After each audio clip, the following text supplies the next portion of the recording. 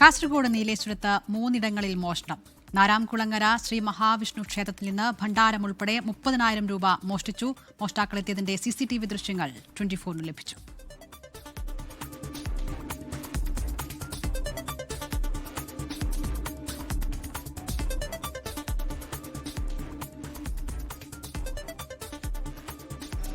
ഇത് പുറത്തോട്ട് ഭണ്ഡാരം പൊളിച്ചു, കൂട്ടമില്ല, അതിങ്ങനെ അടച്ചു വെക്കലേ ഇല്ലു.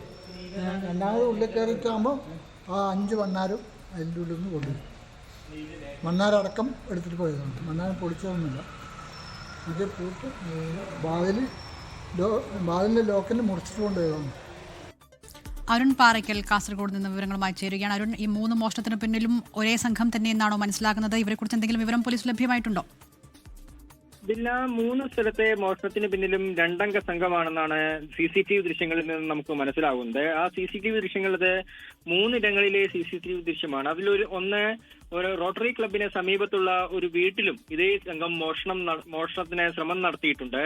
നാരാംകുളങ്ങര അമ്പലത്തിൽ നിന്നാണ് 5 ഭണ്ഡാരങ്ങൾ ഉൾപ്പെടെ കവർന്നിരിക്കുന്നത്. സാധാരണഗതിയിൽ ക്ഷേത്രത്തിൽ നിന്ന് ഭണ്ഡാരം കുത്തി തുറന്നാണ് മോഷണം നടക്കുക. ഇത് ഭണ്ഡാരങ്ങൾ തന്നെ ഈ മോഷ്ടാക്കൾ എടുത്തുകൊണ്ടുപോയ സ്ഥിതിയാണുള്ളത്. 5 ഭണ്ഡാരങ്ങൾ എടുത്തു മോഷണം പോയിട്ടുണ്ട്.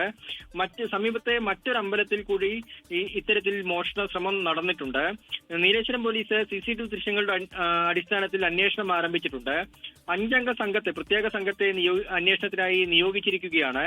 ക്ഷേത്രത്തിന്റെ മുൻവാതിൽ തകർത്താണ് ഈ മോഷ്ടാക്കൾ അകത്തേക്ക് കയറിയിരിക്കുന്നത്. അതിനുശേഷമാണ് ഈ ഭണ്ഡാരങ്ങൾ ഉൾപ്പെടെ മോഷ്ടിച്ചിരിക്കുന്നത്. ഏകദേശം 30,000 രൂപയുടെ നഷ്ടം സംഭവിച്ചു എന്നാണ് ക്ഷേത്ര കമ്മിറ്റി ഭാരവാഹികൾ പറയുന്നതില്ല. ലോകത്തെവിടെയായാലും ഏത് സമയത്തും 24 വാർത്തകളും ഓഗ്മെന്റഡ് റിയാലിറ്റി പാക്കേജുകളും എക്സ്പ്ലെയിനറുകളും വിശദമായി കാണാൻ ഞങ്ങളുടെ YouTube ചാനൽ നിങ്ങൾക്ക് സബ്സ്ക്രൈബ് ചെയ്യാം.